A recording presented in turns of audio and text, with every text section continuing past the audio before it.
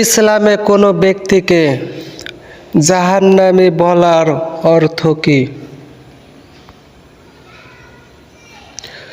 কাউকে আল্লাহর চূড়ান্ত শাস্তির যোগ্য ঘোষণা করা, অর্থাৎ একথা বলা যে এই ব্যক্তি নিশ্চয়ই জাহান্নামে যাবে।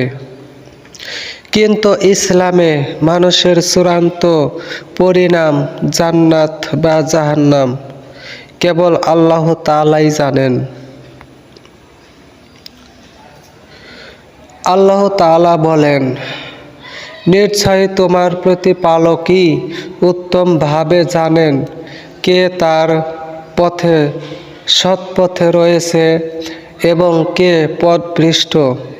সূরা আনআম 117।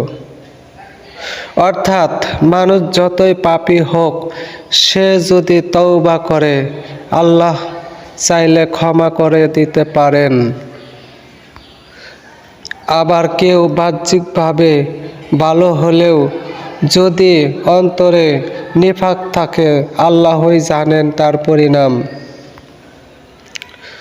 রাসূল সাল্লাল্লাহু আলাইহি সাল্লাম বলেছেন, কোনো মানুষকে কখনো অবমূল্যায়ন করো না।